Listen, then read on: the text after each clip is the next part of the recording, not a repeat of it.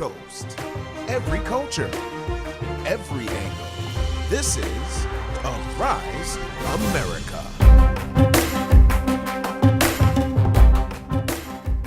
Welcome to Arise America. I'm Folake Adesugba. Let's get right into it.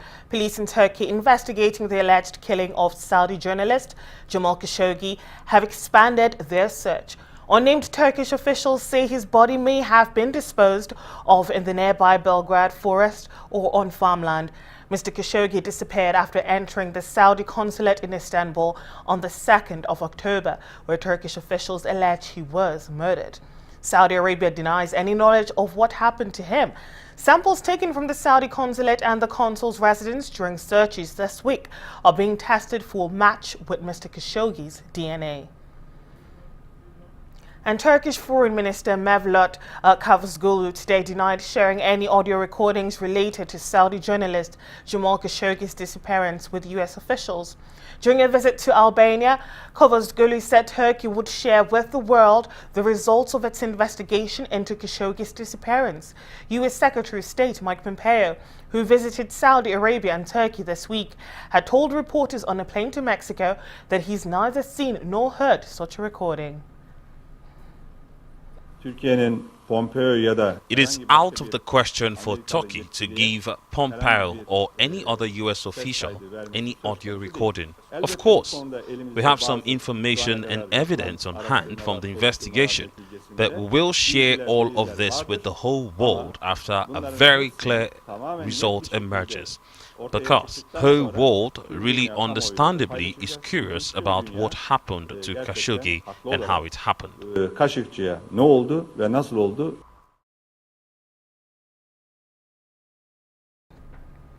And the Taliban are claiming a top U.S. general was among their main targets of a major assault in Afghanistan yesterday, in which a key Afghan regional commander was assassinated. U.S. General Austin Miller survived the attack in southern Kandahar, but Police General Abdul Razik, seen as the most powerful man in the region, was killed by a gunman wearing an Afghan army uniform. Afghanistan is holding elections over the weekend, which the Taliban has pledged to disrupt with violence. Earlier today, elections in Kandahar province was postponed over security concerns. I've met General Razak. It's the loss of a patriot, but we remain absolutely committed to an Afghan-led Afghan reconciliation. We need to find who's done this, but right now we are going toward the election, and we will continue to defend the Afghan people. I've seen the officers around him. I've seen the maturation of the Afghan security forces, and it's a tragic loss of a patriot for Afghanistan, but I don't. Well, for more on this story, my colleague Charles Nyagoli spoke with Arise chief correspondent John Cookson from our London studios. Let's have a look at that. There's a huge amount of interest, Charles, but there's a lot of fear too. They know, the people of Afghanistan, that the Taliban mean business when they say that they're going to disrupt this election. They know that there's the likelihood of bomb attacks and gun attacks on polling stations, which could be anywhere in the country. Certainly in the areas where the Taliban have a huge amount of influence, and I include the capital in this. The Taliban have issued a warning to Afghanistan people to not take part in this election, which the Taliban brand as illegal and without merit, and they've told people to stay away from schools or indeed any institution where the ballot boxes are. Now, in the past, people have heeded that warning and stayed away, not to a massive extent, but certainly it does influence the turnout because of course people are very scared, and that attack yesterday in Kandahar province, which assassinated a senior policeman there, was a very sharp reminder, Charles, of the very desperate situation that exists in Afghanistan at the moment in terms of security. Kabul has been under attack for months now, almost on a weekly basis, with random shootings and bombings that have claimed many lives. It's really a desperate situation in ordinary times, but at times of an election, then the security is very intense. A lot of security forces have been deployed naturally throughout the country to try to keep things under control, but my personal view is that the Taliban will try to launch attacks tomorrow. It's just a question of where. Charles? So, John, it is fair to assume then that these elections, which I understand are the first since NATO troops ended their combat operations in Afghanistan, will not make life any safer for the Afghan people. You're right, Charles. On the plus side, it's a sign that this country can take part in a democratic process. These are the third parliamentary elections since the Americans ousted the Taliban back in 2001. On the downside of things, though, the advance of Taliban control, it must be very worrying, not only to the Afghan government but also to the allies, including America. So credit to the Afghan authorities for actually holding what they would describe as democratic elections. But the downside of it is, will it make a huge amount of difference to the overall security situation? In the last 2 months, Charles, at least 10 candidates have been murdered by the Taliban. And it's not only the Taliban who are threatening security in Afghanistan at the moment. Al-Qaeda is on the resurgence at the moment, and of course you've got the deadly IS also operating in that beleaguered country at the moment. So it's a time for strong nerves and for the government to try to hold the line if it can, backed up of course by NATO forces, including American troops, of which there are around 6,000 in the country at the present time. Charles? And John, just moving briefly away from tomorrow's elections, I'm just curious to know what life is like for Afghans living in the Taliban-controlled territories. I mean, are there services there? Do people live a life, get a job, feed their children? Afghanistan is a country that I've visited as a journalist on a number of occasions, and indeed met with the Taliban in Kandahar province. And of course, if you toe the line, as it were, Charles, and accept that beards have to be grown to an appropriate length, that your wife or your daughter cannot go to school, that your children cannot sit down and listen to music other than Quranic chants, then if you're prepared to accept that, then life is reasonably okay under the Taliban, and certainly they keep law and order. That's for sure. But any free thinking, any thoughts about having your female relatives educated, or indeed other elements of life, like them working in a shop or something like that, then life can be pretty grim. A testimony to that, of course, is the number of Afghans that have escaped to find a new life in the West in recent years.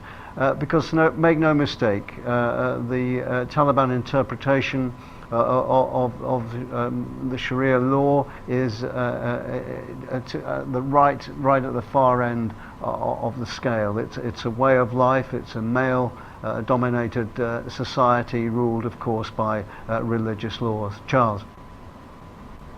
So John, after 17 years of war, thousands of deaths and billions of dollars, I mean, who really controls Afghanistan? Well, it's the opium farmers who in turn are controlled by the Taliban, and it's said that the Taliban effectively control around a third or even 2/3 of the country if you include the areas in which they have influence. And that attack yesterday, in which Abdul Razik, a senior police commander, was assassinated at a meeting which ironically was to talk about security surrounding the elections, is testimony to the fact that they can strike with impunity. Razik himself credited with restoring law and order and ousting the Taliban from certain parts of Kandahar province. The Taliban saying that General Miller, the US commander, was one of the targets, but Abdul Razik was certainly a principal target. It was a man who had a brutal reputation. In fact, one UN official called him the torturer-in-chief. On the plus side, he had the support of the Americans. He was a feisty fighter. His father was assassinated by the Taliban, also his uncle. He came up through the ranks, and he's not alone. These are the kind of generals and senior security men that Afghanistan actually needs now to keep the Taliban at bay, and as long as they do that, they have the support of the Americans, and the US Secretary of State for Defense describing Razik as a true patriot.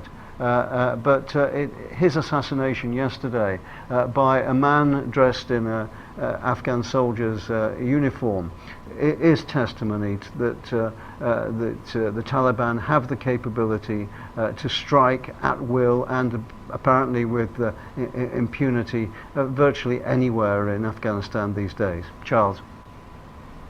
And John, just returning briefly to those elections tomorrow, I know you touched on this earlier, but just give us your assessment of how you think they're likely to go. I mean, do you expect them to be messy?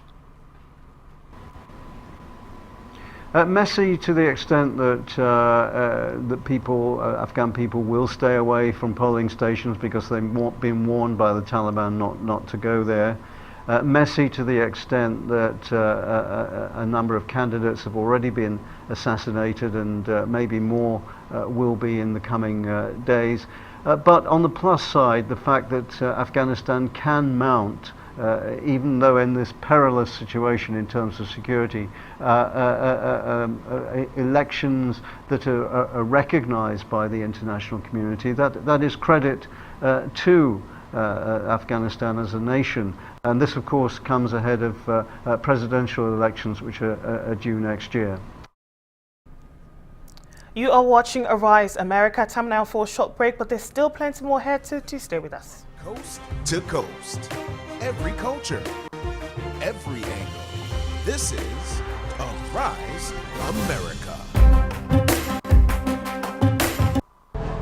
Nigeria. We are 198 million productive people with over 900,000 square kilometers of fertile land. Nigeria's banking system has emerged strong and resilient from the 2016 crisis, which has enhanced our productivity in agribusiness and manufacturing. Come, invest in Nigeria's agribusiness, manufacturing, and value-added mining. Enjoy the Central Bank of Nigeria-led initiatives in funding interventions, stabilized exchange rate, friendly capital repatriation regime, and many more. The Central Bank of Nigeria's robust monetary policy and interventions under President Buhari's administration and position the economy to target and attain a GDP growth of 6% with a strong and growing external reserves. Come, invest in Nigeria. Nigeria, ready for business.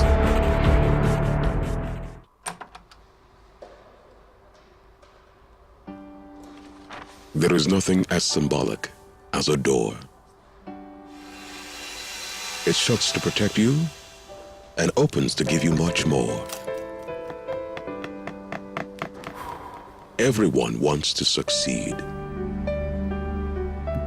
not just count pennies. When life gets tough, I remember a few things. Difficulty and struggles are part of what life brings. Your strength comes from the support around you. A true friend believes in what you do, there to hold your hand through any weather. I found my partner, and we walked through doors together. Diamond, your bank. From coast to coast, every culture, every angle. This is Arise America. Welcome back to Rise America. I'm Folake Adesugba. Now, as President Donald Trump makes his way across red states ahead of the midterm elections, he is choosing to make immigration and the opposition to the confirmation of Supreme Court Justice Brett Kavanaugh leading issues. Addressing thousands of supporters at a campaign rally in Montana, Trump accused Democrats of supporting the migrants to gain votes. Associated Press reporter Catherine Lucy explains how Trump's comments mark the injection of one of his signature 2016 campaign themes back into national conversation as he looks to maintain Republican congressional majorities in 2018. So President Trump at a rally last night in Montana and on Twitter this week has been escalating his comments on immigration. This comes just a few weeks before the midterm elections. He seized on a caravan of migrant people in Central America who are making their way toward, or trying to make their way towards the US border as an example of why his hardline immigration policies are needed. Last night in Montana, he said that the election was going to be about Kavanaugh and the caravan. So this is sort of an opportunity for Trump to renew and sort of re-up the immigration message that he sees as being successful in getting him to the White House in 2016. His promises of building a wall along the US-Mexico border, of being tougher on illegal immigrants, were very popular with the voters that delivered him the White House. And Trump has really tried to cast the midterm elections as a referendum on himself, his policies, his presidency. And so he sees returning to immigration and elevating that issue as a way of connecting with those voters and getting them out to the polls as Republicans are trying to contend with extremely enthusiastic Democratic voters. U.S. national security agencies say they're seeing ongoing and persistent efforts by Russia, China and Iran to undermine next month's midterm elections. President Donald Trump has often cast doubt on U.S. intelligence findings that Russia interfered with the 2016 election. A special counsel, Robert Mueller, investigates potential ties between Russia and Trump's campaign. The Department of Homeland Security says Russians and other Chinese actors use social media to influence the American public. We're not seeing anything anywhere remotely close to 16. When I look back at 16, I think based on the access they had no access to vote tabulation machines, so they couldn't actually technically manipulate the vote. They had access to voter registration systems. So from a resilience perspective, if they had the ability to delete voter registration files, a voter, if they'd shown up to vote and they were not on the voter roll, they would have been able to request a provisional ballot. Their ballot still would have gone in, it would have been counted as cast. So we're still thinking through that lens of what's the resilience in this system. That's why we are encouraging people to make sure they know what to do on November 6th. So when you think back to 2016 and the intelligence community assessment, there were three buckets of activity. One was this technical hacking of election infrastructure. The second was the hack and leak against political campaigns. And then the third was this broad information campaigns, these disinformation and misinformation campaigns on social media and new media. That sort of activity has persisted. We continue to see Russians and increasingly Iranian and other Chinese actors continue to use social media to influence the American public, to sow discord and increase divisiveness. That's something that is probably just a tool of the trade for them right now. So we continue to see that activity. This goes into that third bucket of social media manipulation, traditional media manipulation. What we're seeing is efforts by the Chinese government to influence the voter, how they perceive policies, and influence the decision-making process so that they have political candidates, whether it's in Congress or elsewhere, that are more favorable to trade policies, things like that. We continue to see that sort of activity. I think the president referenced an ad in the Des Moines Register and the China Daily. While it may meet advertising standards for China, for the Des Moines Register, it still is something that indicates as it is kind of a hearts and minds campaign by the Chinese. And the UN is calling on the United States and Mexico to seriously consider the human rights of migrants. The move comes after President Donald Trump threatened to use military force to completely close the U.S.-Mexico border over the issue. He also said aid could be cut to countries allowing the caravan to pass. The group of Salvadorians, Hondurans, and Guatemalans say they are fleeing violence and poverty. Mr. Trump has previously threatened to cut Honduran aid. Yes, well, I would call the governments of Mexico and the United States to seriously consider the human rights concerns of these persons. They're not moving just for coincidence from their own countries, but given certain conditions that are serious. And also that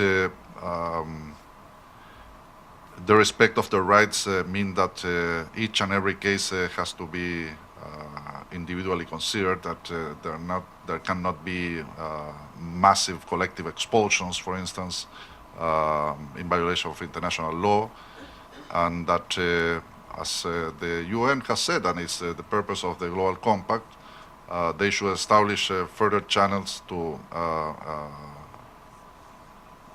have a regular migration.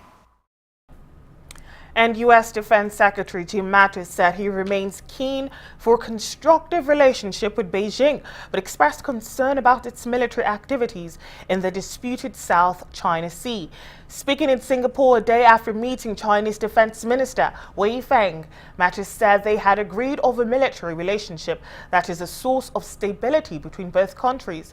Southeast Asian navies are heading to their first joint exercises with China in its southern waters next week, and defense officials agreed Friday to conduct a similar drill with the U.S. next year. As we have noted earlier, we want a constructive relationship between the United States and China. We do not want tension. We want a constructive relationship, and we'll continue to cooperate wherever we can. And one area that you see that is on North Korea, on the denuclearization of North Korea, something that's in the best interest of all of us here today. And we are concerned about the militarization of the features in the South China Sea because of the inhibition of free and open commerce for all nations, no matter what size. So we remain transparent in all of our dealings here in the region. Individually and both collectively. Yesterday I did meet with Minister Wei of China. As we continue a dialogue we began in June in Beijing and try to keep on a path of transparency and stability. We agreed between Minister Wei and I that we want a military relationship that is a source of stability between our two countries. And I think that all of us joining hands together, ASEAN allies and partners, and we affirm as we do so that no single nation can rewrite the international rules of the road, and expect all nations, large and small, to respect those rules. The U.S. Justice Department has opened an investigation into the Roman Catholic Church in the state of Pennsylvania over alleged child sex abuse. It follows a state grand jury report that found at least 1,000 children had been abused by over 300 predator priests in 6 dioceses over 70 years. The August report came after an 18-month-long investigation into the diocese in Pennsylvania. The U.S. Attorney in Philadelphia has begun issuing subpoenas. Elsewhere, inmates in prisons across South Carolina have been accused of extorting money from U.S. soldiers after posing as young women on dating apps, sending nude photos, and then demanding payment. Army investigators say they were scared into paying after getting messages from someone pretending to be the girl's father, claiming she was underage. Countless prisoners have participated in the scheme since 2015. They add, Google has been asked to share emails belonging to the alleged scammers. The Army has warned troops to be aware of their so-called sextortion scheme and advises service members to never give in to the scammers' demands. Meanwhile, the outgoing U.S. ambassador to the United Nations, Nikki Haley, was introduced as the next president of the United States at a white tie gala in New York, where she poked fun at her own Indian heritage, her boss, and the current political climate. The former South Carolina governor made the jabs Thursday night at the annual Alfred E. Smith Memorial Foundation dinner, a charity event that raises money for impoverished children. The annual roast, hosted by New York Archbishop Cardinal Timothy Dolan, draws luminaries from finance and politics. So last year you went with Paul Ryan, who's a Boy Scout, and that's fine, but a little boring. So this year you wanted to spice things up again, right? I get it. You wanted an Indian woman, but Elizabeth Warren failed her DNA test.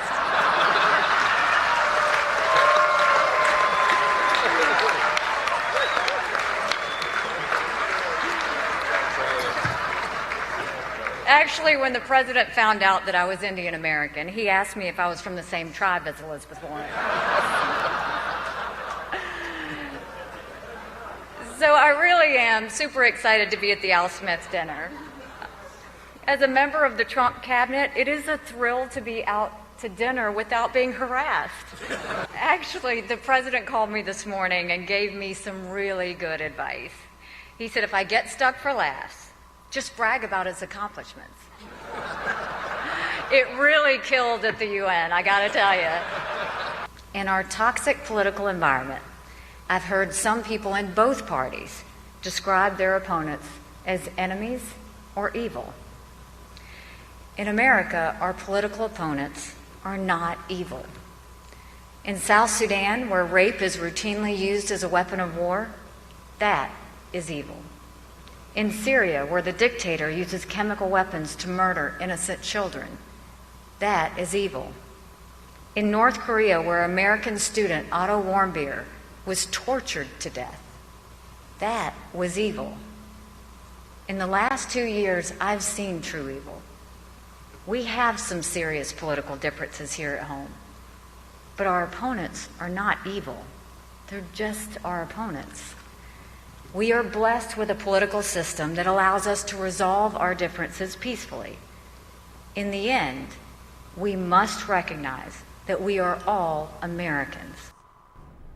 You are watching Arise America. Time now for a short break, but plenty more still ahead, so do stay with us. Every culture, every angle. This is Arise America.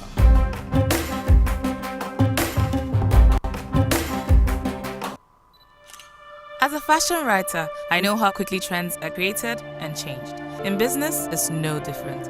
To stay ahead, I needed a plan flexible enough to meet my changing communication needs. More Business 2.0 didn't just give me voice and data in one package.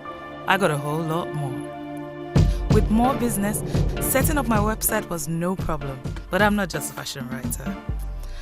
I also own a home decor store before I decided to open an accessory store. With my customized More Business plan, managing my staff's communication is easy, no matter how frequently they come Oh, there you go. With 9 Mobile's new online self-service this week, I could adapt my plans to include this. From 2,000 Naira, choose a business bundle, customize your staff's voice and data lines, and enjoy a variety of add-on business services. Dial *200 *5# now to subscribe.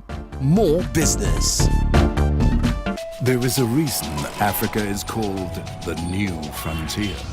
What was once potential is now an opportunity ready to be seized. Once revered for our resources, today's wealth lies in our people. People who build the cities that shape the future. People who know an idea in one place means business in another. A generation for whom technology means there are no borders, no boundaries. We are the new lions in a brave new world, kings of the urban jungle. And there's a bank that puts the world in our pocket and the future in our hands. UBA, Africa's global bank. From coast to coast, every culture, every angle. This is Arise America.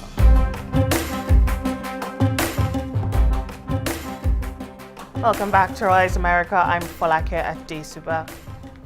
Now, more than 50 people have been killed and 200 hurt after a train ran into a crowd near Amritsar in India's northern Punjab state. The victims were standing on the railway tracks watching celebrations for the Hindu festival of Dussehra.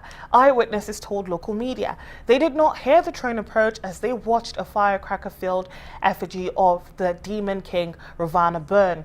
Officials said the priority now was to take the injured to local hospitals. Footage posted to social media showed the fast-traveling train hitting the crowd. And the wife of the former Interpol president who is being detained in China on bribery charges says she's been contacted by Chinese diplomats who have told her they're holding a letter from him for her. Grace Meng says, however, that she'll only agree to meet Chinese officials if a lawyer and reporters are present. She says Chinese officials haven't responded since she told them of that condition. China says 64-year-old Meng Hongwei is under investigation for graft and possibly other crimes. Absolutely, I'm very, at the other side, I'm sad.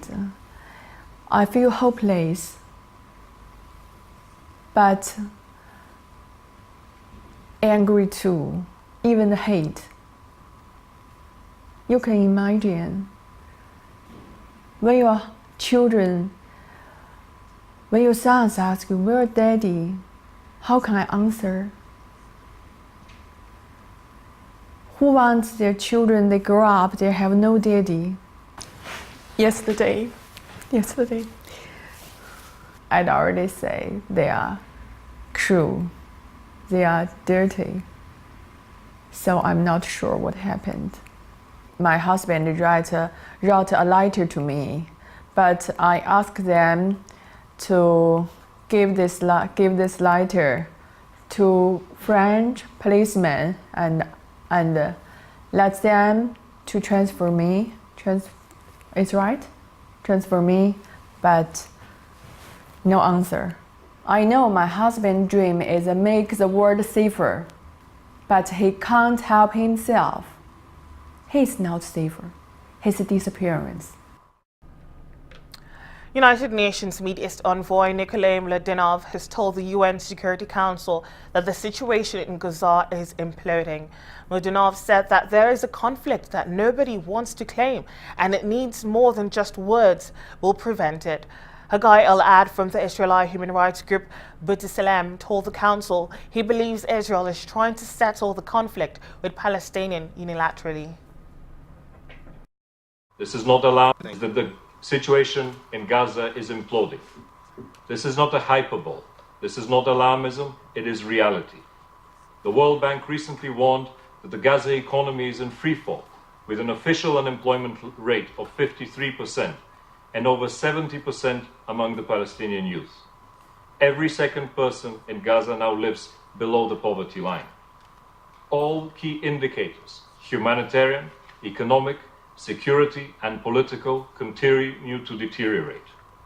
We remain on the brink of another potentially devastating conflict, a conflict that nobody claims to want, but a conflict that needs much more than just words to be prevented. This, in a nutshell, is the pattern the occupation follows. Israeli institutions, in which Palestinians have no representation, move pieces of paper along a well-choreographed disassembly line. How do we legalize the demolition of this community? How do we whitewash yet another killing? How do we take over this plot of Palestinian land? With more than 50 years of experience, we have had plenty of time to perfect this well-oiled farce. We are now quite expert at constructing this facade of legality, which has been very successful at allowing us not to have to deal with any real international consequences. None of these actions has anything to do with security, as Israel tries to argue. They do, however, affect the amorphous construct called the Middle East peace process. If one looks beyond the blinders of this process, it is clear to see how its supposedly yet to be negotiated outcome is in reality being dictated day in and day out by unilateral Israeli actions. And Israel's Supreme Court has overturned an appeals court ruling that agreed with the government's decision to bar an American graduate student from entering the country over her alleged involvement in the boycott movement against the Jewish state. The court accepted Lara Al-Qassem's appeal, saying her desire to study in Israel undermines the premise of her alleged support for a boycott. Al-Qassem's lawyers said she was released from Ben Gurion International Airport, where she had been held in detention since arriving in the country on the 2nd of October with a valid student visa to study at the Hebrew University of Jerusalem. The Israeli Supreme Court decided today to release Lara Al-Qassem from her detention at Ben Gurion Airport and enable her to start her studies. Hopefully next week at Hebrew U, start the program she was accepted to in transitional justice. We're really happy that the Supreme Court decided that the Ministry of Interior cannot just deny entry to Israel from people who criticize Israel policy without basic grounds and without sufficient evidence. And we're really happy for this decision. We just spoke to Lara a few minutes ago. She was really excited to be released and to start her program next week. And we really hope that this decision will help maintain the freedom of speech and the academic freedom in Israel. Southeast Asian countries will hold their first joint maritime exercise with China in the waters surrounding Zhangjiang next week. That's according to Singapore's defense minister. Speaking at the start of the Association of Southeast Nations Defense Ministers meeting, Ng Eng Hen said that the full troop exercise, which was first announced in August, comes after successful indoor tabletop sessions and showcases the centrality of the 10-nation bloc. To enhance our counterterrorism cooperation, which is a real and present threat and growing. Second, to build up ASEAN's capabilities against biological, chemical, and radiological threats from terrorists and other rogue actors. Third, to put in place air guidelines for military encounters, unexpected military encounters, as we've done at the sea through Qs. We further emphasize ASEAN's centrality when we agreed to the ASEAN-China maritime exercise. The tabletop exercise was successfully concluded, and the full troop exercise will be held next week at Zhangjiang. You are watching Arise America. Time for a short break now, but there's still more ahead, so do stay with us, please. This is Arise America.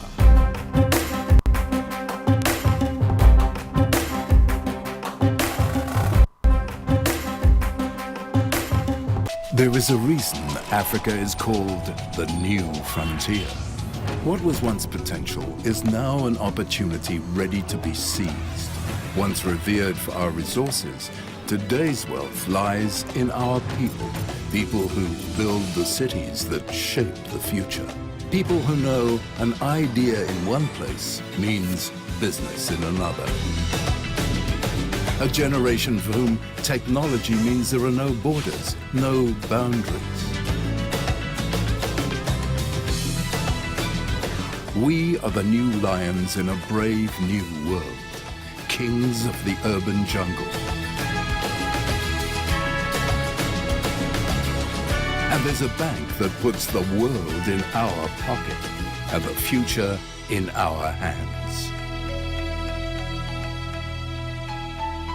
UBA, Africa's global bank.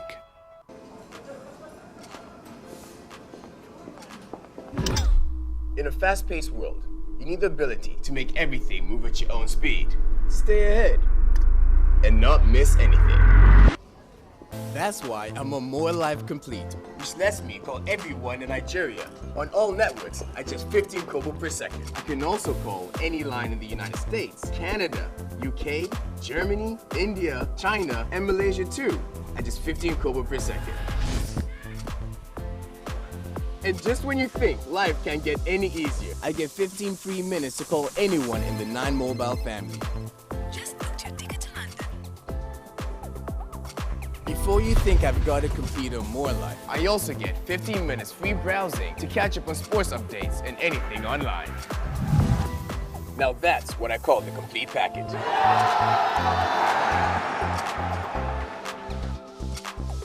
Thinking of banking in Africa? Think Zenith. In today's fast-moving, fast-changing world, you need a financial partner that understands your unique expectations.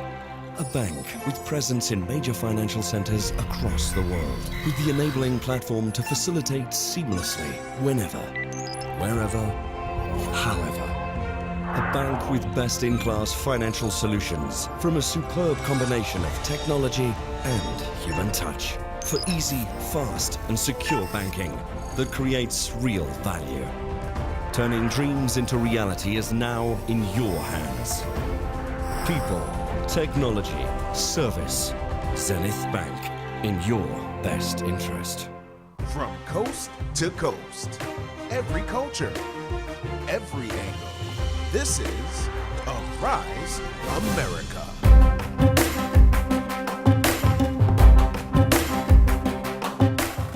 Welcome back to Rise America. I'm Folake Adesugba. China's economic growth sank to its lowest level since the global financial crisis in the latest quarter, adding to challenges for communist leaders as they fight a tariff battle with Washington. The world's second largest economy expanded by 6.5% over a year earlier in the 3 months ending in September. That was down from 6.7% for the quarter ending in July and 6.8% for the year's first 3 months. Forecasters expected China's economy to cool after Beijing tightened credit controls last year to rein in a debt boom, but the slowdown has been sharper than expected, prompting Chinese leaders to reverse course and encourage banks to lend. Generally speaking, the national economy was running within reasonable range in the first 3 quarters, and the economy continued to stay with good momentum. However, we must be fully aware that challenges from outside are increasing. Structure adjustments will continue to bring pains, and there are uncertainties behind the stable economy that is also growing more slowly and under greater downward pressure. Full roundup of the biggest stories making headlines in the United States. Our U.S. correspondent Leah Duncan spoke to Idia Asen. Let's have a look. Well, let's start with consumer goods company Procter & Gamble. It sells things like laundry detergent, shampoo, and toothpaste, among other things. It reported a surprise rise in first quarter sales this morning, and that was due to strong demand for its beauty products as well as cleaning supplies. Strength there helped the company to fend off competition from cheaper store-branded products. And the shares in that company, Procter & Gamble, are jumping about 6.5% right now. And credit card company American Express also on the rise this morning after profit came in strong. Amex said quarterly customer card spending rose more than 10% in the U.S. and 5% in overseas markets during the 3 months ending September 30th. Now, rising wages and a strong economy have fueled consumer spending, with consumer confidence last month reaching its highest level in 18 years. Wow. Payments networks such as Amex and Visa, they earn fees from merchants every time a consumer swipes a card issued by them. They also make revenue from interest paid by consumers on overdue spending. And this morning, looks like Amex shares are jumping about 3% on that report. Meanwhile, payments company PayPal, another name that we're watching this morning, it signed up new customers, and that helped it the top third quarter profit estimates. Shares in PayPal, which separated from e-commerce company eBay back in 2015, also jumping there, up close to 10% this morning. PayPal processed more than $140 billion in payments over the period, and that's up 24% from a year ago. Venmo, which is the company's peer-to-peer payment app that's pretty popular among millennials, processed $20 billion worth of payments in the third quarter, and that's up almost 80%. So you see Venmo pretty popular among those millennials. Well, the oilfield services company Schlumberger is also reporting this morning. So what's the latest on that front? Well, it looks like some upbeat news for the world's largest oilfield services company as well. Schlumberger's quarterly profit jumped 18% on higher oilfield services demand. The company added that it expects the current pipeline bottlenecks in the Permian Basin to be addressed within the next 12 to 18 months.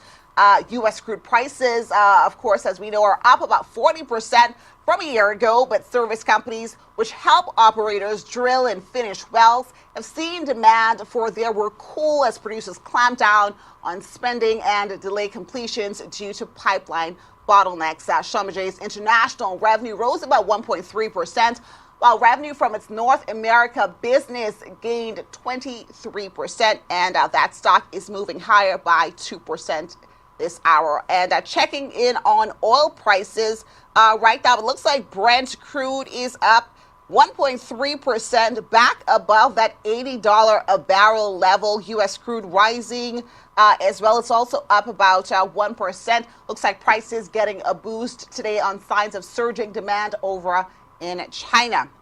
And separately, according to an internal document seen by Reuters, OPEC is struggling to add barrels to the market after agreeing in June to increase output, as an increase in Saudi Arabia was offset by declines in Iran, Venezuela, and Angola. OPEC and allies agreed back in June to boost supply as President Trump urged producers to offset losses caused by sanctions on Iran and to dampen rising prices. Saudi Arabia's energy minister said OPEC and non-OPEC would pump roughly an extra 1 million barrels per day following that June agreement. But the OPEC document seen by Reuters so far adds the signs, should I say, that they have yet to deliver that full amount. OPEC's Secretary General says, however, that the group is on course to do so, although it has not yet given a time frame. Well, Leah, I'm going to go over to Tesla. So you know how I love Elon Musk and his tweets. So he's tweeting again, and this time it's about the company's new lower-priced car. Can you fill us in on all the details? Oh, Elon Musk.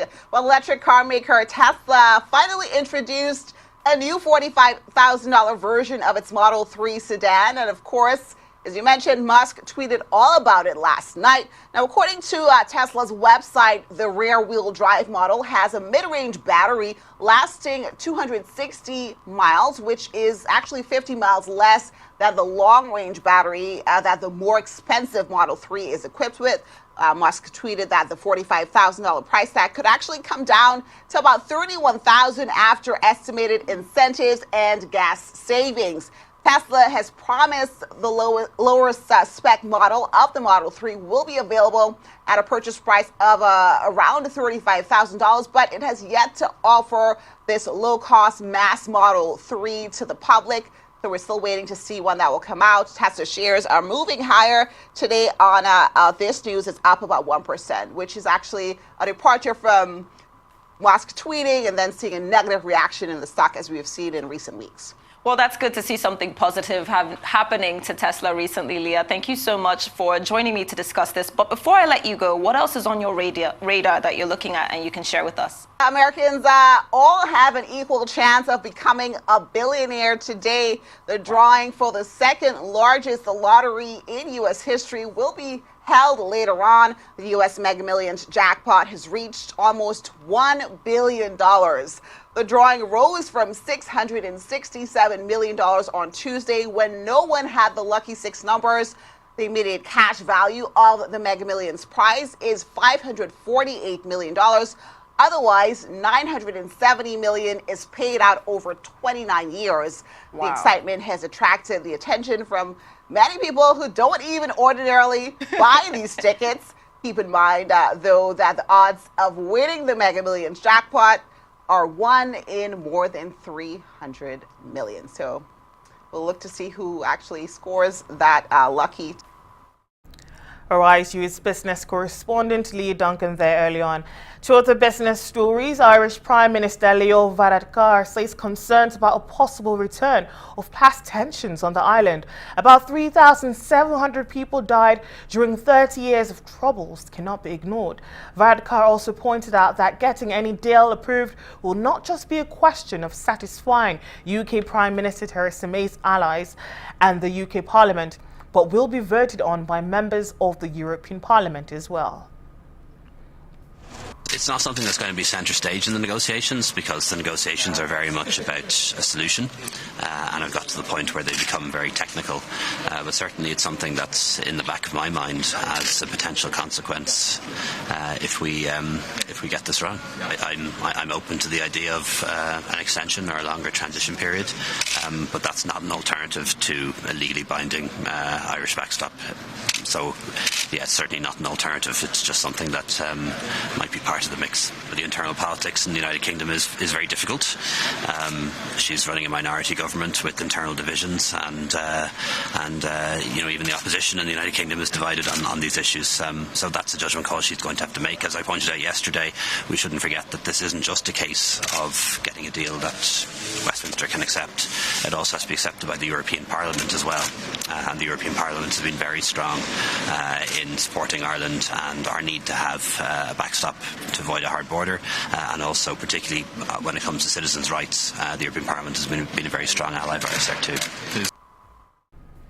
And the European Union and Singapore today signed a free trade agreement on the sidelines of the EU-ASEM summit in Brussels. The so-called EU-US FTA deal aims to boost bilateral trade and investment cooperation and remove nearly all customs duties. It is the first agreement of its kind between the EU and a Southeast Asian nation. Meanwhile, major companies including Pepsi and EDF still plan to attend a conference in Saudi Arabia next week despite pressure for boycott. More than 30 delegates have dropped out since Saudi journalist Jamal Khashoggi disappeared. Goldman Sachs has said none of its executives will be there. Early on Thursday, U.S. Treasury Secretary Steve Mnuchin and UK International Trade Secretary Liam Fox also pulled out. The event was set to feature 150 speakers from 140 organizations. In lighter news, pop princess Britney Spears is making a triumphant return to Las Vegas with a brand new show in a brand new venue. The Baby One More Time singer has announced her new residency in Las Vegas titled Domination, and it kicks off in February next year at the MGM Park Hotel. Tickets for the show go on sale from October 26th. Britney's previous residency in Las Vegas, which was titled Piece of Me, was voted the most popular show in Vegas, beating the likes of Celine Dion, Cher, Jennifer Lopez, Boyz II Men, and the Backstreet Boys. During its run, it grossed over $137 million. And sports star LeBron James debuted for the Los Angeles Lakers, opening with 2 thunderous dunks and closed with a loss. He finished with 26 points and 12 rebounds, but the Portland Trail Blazers prevailed with 128 to 119 in the season opener for both teams. James insisted the new look Lakers were going to be a work in progress.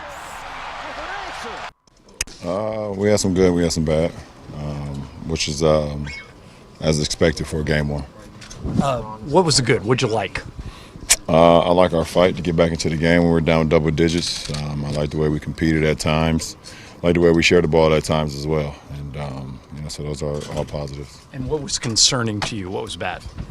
Well, I don't want to say bad. I mean, some things that we could do better. We can rebound a lot better. We had some turnovers, which I expected. Us just trying to get a feel for one another. Our first regular season game together. So we could do a better job of that. In other places, when you've started with a new team, it's taken a while to get going. Are you kind of patient that way with this? That it may take you guys a few games before you can beat a good opponent like Portland?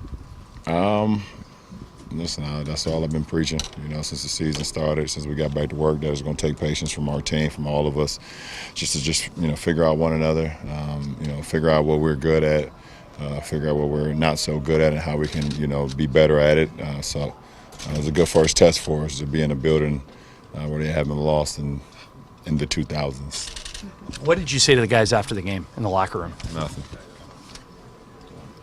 What would you say the 0 for 15, the cause for the 0 for 15 from outside at the beginning of the game? Were they good shots, bad shots? Didn't go in the hoop. No, they were all great shots. It just didn't go in. No, you just got to trust his shot. I mean, the kid works on his game every single day, after practice, during practice, before practice. I just told him to trust his shot. If the guys go under, trust your shot, trust what you've been working on. Make or miss, just trust it, and he did that. Overall, what did you think of the Lakers team? That's all for this edition of Arise America. Thank you for being a part of the program. I'm Folake Adesugba. Do stay with us in the channel. Thank you for being a part of the program. From the whole team, that's goodbye for now. Every angle is Arise America. From coast to coast. Every culture. Every angle.